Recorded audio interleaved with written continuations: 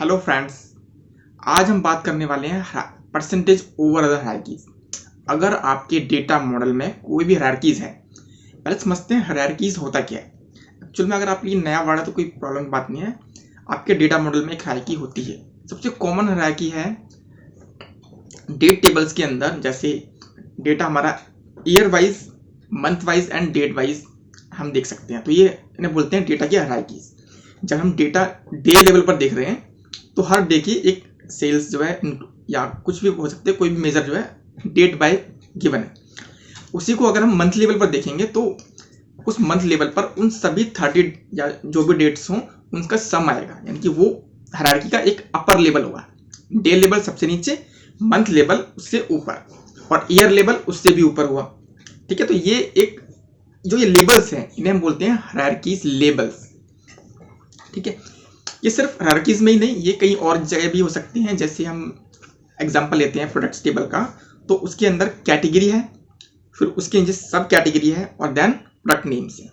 तो जब हम सेल्स देख रहे हैं प्रोडक्ट वाइज तो हायरार्की सेट है प्रोडक्ट वाइज, और जब हम देखते हैं सब कैटेगरी वाइज तो एक्चुअल में सब कैटेगरीज कुछ प्रोडक्ट्स का सम होगा, तो यानी कि वो एक अपर लेवल की हायरार्कीज बन जाती है। तो अगर आपके डेटा मॉडल में हायरार्कीज है तो सबसे कॉमन क्वेश्चन होता है कि उस हायरार्कीज वाइज हम मेजर कैलकुलेट करें। सबसे ज्यादा इंटरव्यू में भी यही क्वेश्चन पूछा जाता है। मैंने इंटरव्यू दिया डेलोइट का, जब मैंने इंटरव्यू दिया था उसमें भी यही क्वेश्चन पूछा गया था कि आपके पास कैटेगरी, सब category and product name wise अगर हायरार्कीज गिवन है तो जो परसेंटेज है वो अपनी पेरेंट हायरार्की के हिसाब से निकालिए। पेरेंट और चाइल्ड क्या होता है मैं आपको बता देता हूँ। अपर लेवल को हम पेरेंट बोलेंगे, लोअर लेवल को चाइल्ड बोलेंगे। जैसे कैटेगरी, सब कैटेगरी एंड नेम में से कैटेगरी हमारा पेरेंट है, सब कैटेगरी उसका चाइल्ड है और प्रोडक्ट नेम सब कैटेगरी का चाइल्ड है। तो ये चाइल्ड पेरेंट चाइल्ड रिलेशनशिप बनती है। तो हम एक एग्जांपल लेने वाले हैं जिसमें हम कैलकुलेशन निकालेंगे कि जब लेबल हमारा प्रोडक्ट नेम है, यानी कि हमने डेटा जो है प्रोडक्ट नेम वाइज देख रहे हैं, तो जो परसेंटेज आई सेल्स की वो ओवर द सब कैटेगरी आए, यानी कि उस सब कैटेगरी में वो प्रोडक्ट कितना परसेंट पार्टिसिपेट कर रहा है। ओके, यानी कि उस सब कैटेगरी में वो प्रोडक्ट की सेल्स कितनी है। ओके, और जब हम प्रोडक्ट्स देखें सब कैटेगरी वाइज तो हमें परसेंटेज चाहिए कि उस सब पर्टिकुलर सब कैटेगरी की जो परसेंटेज है, सेल्स परसेंटेज है, वो कितना पार्टिसिपेट कर रहा है अपनी कैटेगरी में। ओके, तो ये सबसे कॉमन क्वेश्चन होता है। तो देखते हैं इसको हम कैसे कर सकते हैं। ठीक है, तो सबसे पहले एक मॉडल जो हम जिस पर हम बात करते हैं वो यहाँ कनेक्टेड है। लास्ट क्लास में हमने एक परसेंटेज निकाला था कलर वाइज। तो अगर इसी को एग्जांपल को हम लेते हैं तो एक हायरार्कीज यहाँ पर क्रिएट कर लेता हूं मैं।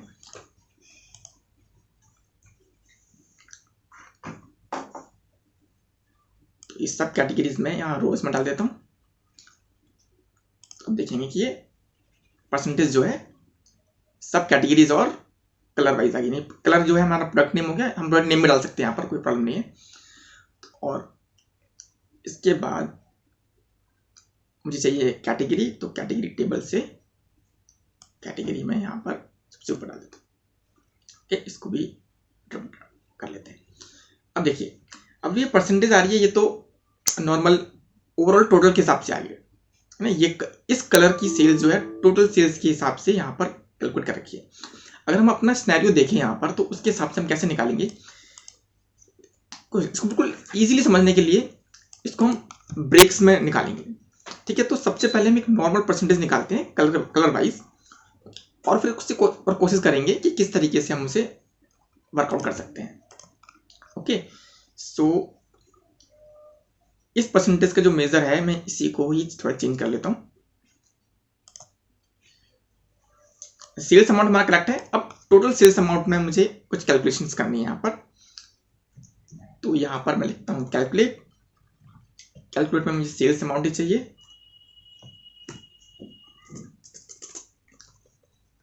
अब टोटल के लिए मैं यहाँ पर ऑल फंक्शन लगाता हूँ, ऑल सेलेक्टेड भी लगा सकते हैं। ऑल फंक्शन लगा रहा हूं और इसके अंदर मैं रिमूव करूंगा फिल्टर किसका, प्रोडक्ट नेम्स का। ठीक है, ताकि ये परसेंटेज है वो प्रोडक्ट नेम वाइज निकल सके।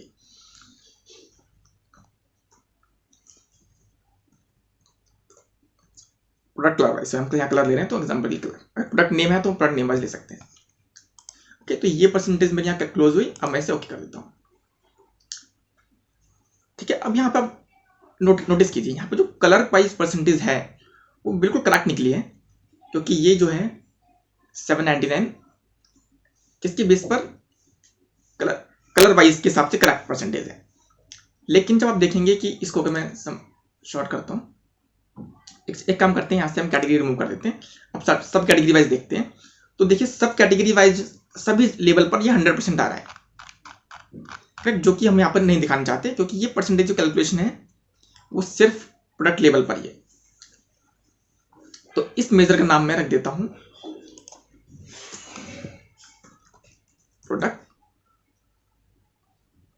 वाइज। ओके, यहां पर एग्जांपल के लिए प्रोडक्ट वाइज कर लेते हैं।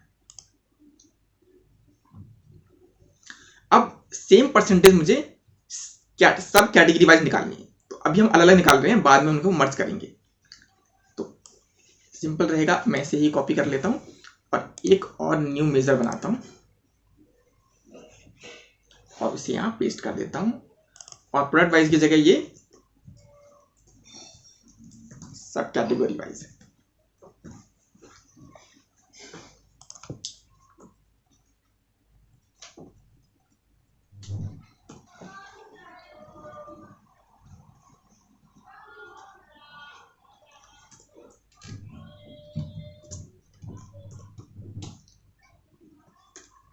ओके, अब मैं इसे ओके कर दूं। अब इस मेजर को भी इसी में ड्रैग कर लेते हैं और इसका आंसर देखते हैं।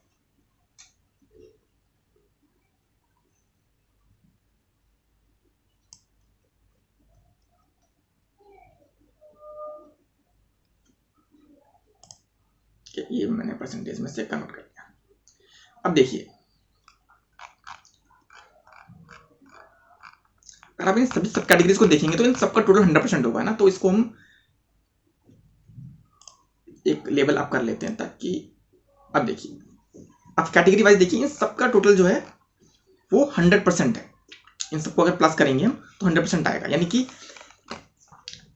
सब कैटेगरी लेवल पर ये वाली परसेंटेज करेक्ट है और प्रोडक्ट लेवल पर ये वाला मेजर करेक्ट है। ओके, अब एक और मेजर चाहिए जो मुझे कैटेगरी लेवल भी दिखाएगा। ठीक है, अगर मैं इसे अभी कैटेगरी लेवल करूंगा, कैटेगरी लेवल को यहां डाल देते हैं।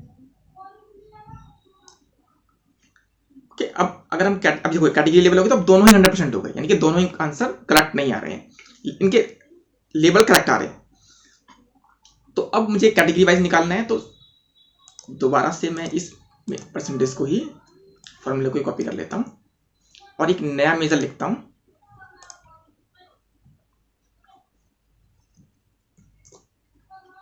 ओके, इसको कैटेगरी वाइज। ओके, तो अब यहां पर आ जाएगा मेरा कैटेगरी।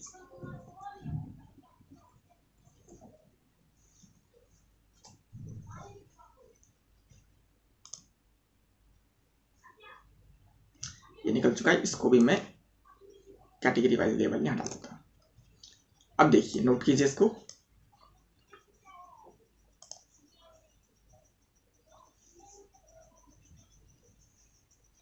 That's right.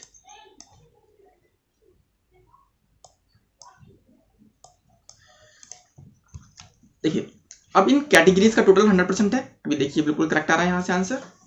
ओके, यानी कि अब जब ये कैटेगरी लेवल सिलेक्टेड है तो कैटेगरी परसेंटेज करेक्ट है, जब ये सब कैटेगरी लेवल करेक्ट है तो सब कैटेगरी के हिसाब से परसेंटेज करेक्ट है, और इसको जब मैं प्रोडक्ट लेवल पर करता हूँ, यानी कलर प्रोडक्ट लेवल है, तो उस time product wise calculation correct है। तो इस केस में, इस सेम केस में हमें क्या करना है, एक फंक्शन है इज फिल्टर, यानी कि मुझे यहाँ पर इफ कंडीशन से ये चेक करवाना है कि कौन सा लेवल सिलेक्टेड है, हायरार्की का कौन सा लेवल इस वक्त विजिबल है, उसी लेवल के हिसाब से हमें परसेंटेज कैलकुलेट करनी है। ठीक है, लेकिन इसमें एक बात और ध्यान रखनी है कि सबसे पहले लोअर लेवल से शुरू करेंगे, वरना हमारा यहाँ पर इशू क्रिएट हो जाएगा। तो लोअर लेवल से शुरू करेंगे, तो एक नया मेजर बनाते हैं जिसमें हम ये तीनों मेजर इनको कंबाइन कर लेंगे।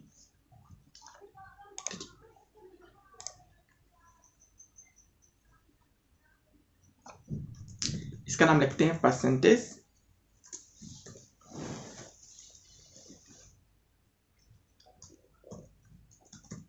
लेवल वाइज नाम देते हैं, इसका कुछ भी दे देते हैं।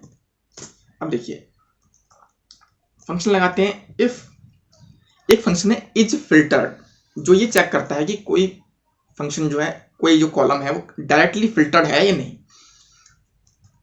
तो इस फिल्टर्ड के अंदर हम यहाँ पर सबसे पहले चेक करवाएंगे कि कैटेगरी फिल्टर है या नहीं। अगर कैटेगरी फिल्टर है, यानी कैटेगरी का डायरेक्ट फिल्टर आ रहा है उस वक्त उस लेवल पर, तो क्या होगा, कैटेगरी वाला जो मेजर हमने क्रिएट किया था वो कैलकुलेट होना चाहिए। ओके, प्रोडक्ट कैटेगरी का कैटेगरी का अगर ये फिल्टर है तो ये ट्रू या फॉल्स में आंसर देता है। अगर ये ट्रू है तो मेजर आना चाहिए मेरा कैटेगरी वाइज जो हमने मेजर बनाया था। करेक्ट, यहाँ पर भी डाल सकते हैं, अलग से भी ले सकते हैं, कोई दिक्कत नहीं है। बेस्ट तो ये रहेगा कि हम एक मेजर के अंदर ही करें, पर समझने के लिए हम इसको अभी तोड़ के कर रहे हैं।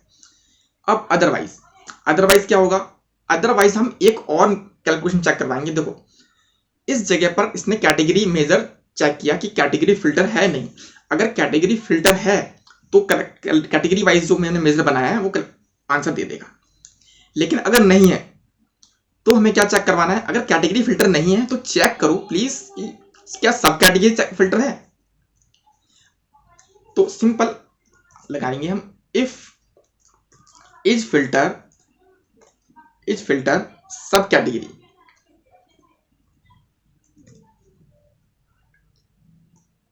प्रोडक्ट सब कैटेगरी। ठीक है, अब देखो ये फिल्टर है या नहीं है। अगर ये फिल्टर है तो कौन से मेजर आना चाहिए,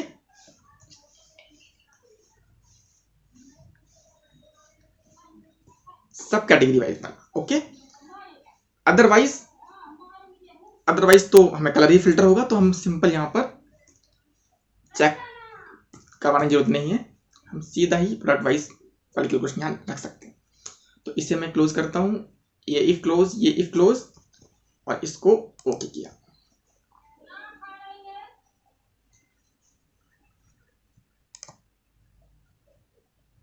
अब सीधा ही ये वाला परसेंटेज मैं यहां पर डाल देता हूं।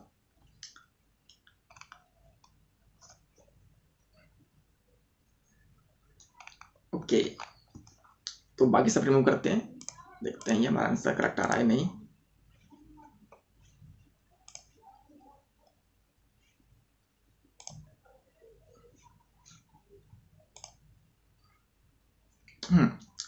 यहां पर प्रॉब्लम क्रिएट हो रही है हमारी,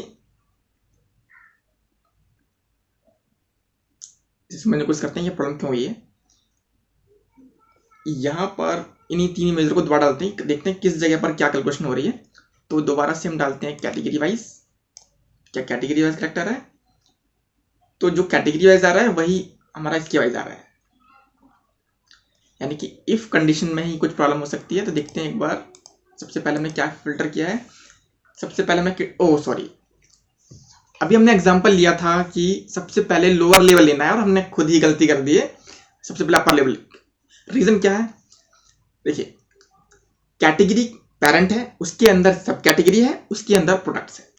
अगर कैटेगरी फिल्टर होती है तो सब कैटेगरी और प्रोडक्ट अपने आप ही फिल्टर हो जाते हैं, यानी कि पहली कंडीशन में ही वो सब कुछ ट्रू कर दे रहा है। ठीक है, तो यानी कि हमें अपोजिट लेके चलना है। सबसे पहले चेक करेंगे लोअर लेवल की प्रोडक्ट फिल्टर है नहीं। अगर प्रोडक्ट फिल्टर है तो प्रोडक्ट वाइज मेजर, फिर चेक करवाएंगे सब कैटेगरी और फिर चेक करवाएंगे कैटेगरी। तो अच्छा रहा ये इशू यहाँ पर यहीं पर क्रिएट हो गया, तो बिल्कुल एक क्लियर आइडिया मिल गया कि ये हम लोअर लेवल से ही क्यों शुरू करते हैं। तो इसको हम अपोजिट कर देते हैं। तो अपोजिट करने के लिए थोड़ा सा जूम करते हैं।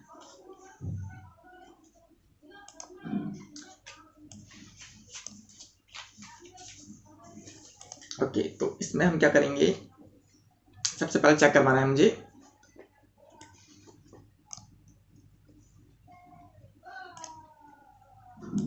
एक काम करते हैं, इसे पूरा काट देते हैं, दोबारा से मेजर लेते हैं। ठीक है, इज फिल्टर। ओके, सबसे पहले आएगा हमारा नेम, तो प्रोडक्ट नेम प्रोडक्ट का नेम सॉरी कलर लिया है हमने यहाँ पर एग्जांपल के लिए, प्रोडक्ट नेम फिल्टर है तो मेजर आएगा प्रोडक्ट वाइज जो हमारा है। ओके, अदरवाइज ये दोबारा से इफ लगाए और फिर चेक करे कि क्या फिल्टर है प्रोडक्ट अपर लेवल यानी सब कैटेगरी वाइज।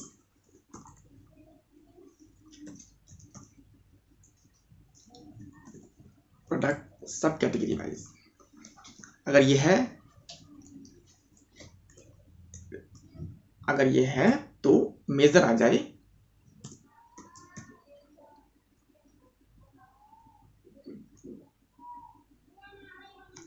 सब कैटेगरी वाइज। मेरा कहाँ गया मेजर,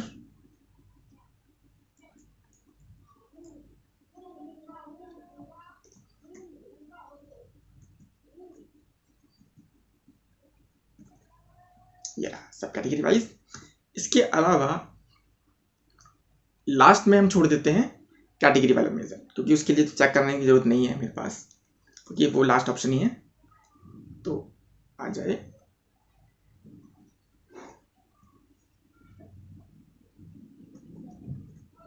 कैटेगरी वाइज। ओके, इसे करते हैं क्लोज।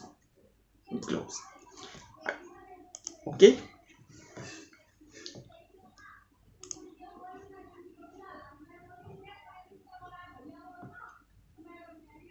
अब देखिए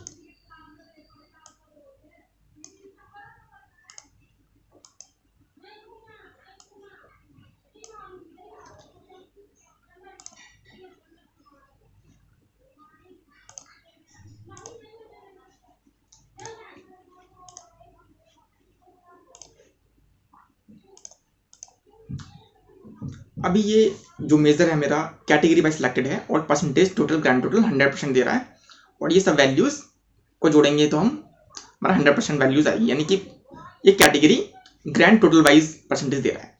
अब इसका एक लेवल अप करते हैं, अब सब कैटेगरीज वाइज का सम करते हैं। देखिए चेक कर लेते हैं एक बार। तो 25.32 प्लस 47.52 प्लस 27.16 यानी कि 100%। तो ये 100% आ गया, यानी कि ये अपनी कैटेगरी का 25% सेल्स लेके आ रहा है, और रिकॉर्डिंग पेन्स 27.66% ऑडियो कैटेगरी का सेल्स लेकर के आ रहा है।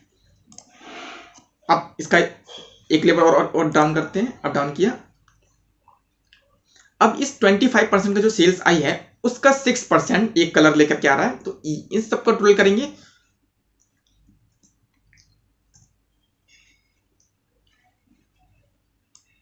तो ये आएगा हमारा 6.66 plus 40.68 plus 3.95 plus 28.59 plus 7.86 plus 12.25 okay 99.99 100% overall आ गया। कुछ राउंडिंग फिगर में कुछ प्रॉब्लम होगी, तो एक्चुअल में बिल्कुल ये करेक्ट परसेंटेज आ गई है। तो ये हमारा हायरार्की लेवल वाइज है। अब इसमें एक इशू और भी है, अगर मैं यहाँ कलर सेलेक्ट करता हूँ तो ये टोटल जो है 100% नहीं आएगा। ये लास्ट वीडियो में डिस्कस कर लिया था कि हम जहाँ हमने ऑल फंक्शन यूज किया है बस उसकी जगह हमें ऑल सिलेक्टेड फंक्शन यूज करना है, और सेम ये बिहेवियर हमें देखने को मिल जाएगा। अब जाएंगे यहाँ पर, ये जो हमने ये ऑल यूज किया हुआ है इसकी जगह हम ऑल सिलेक्टेड यूज कर लेंगे। ठीक है, तो होप आपको ये क्लियर हुआ होगा ये आइडिया। बिल्कुल इंपॉर्टेंट है ये, इसको अगर एक बार प्रैक्टिस जरूर कीजिएगा।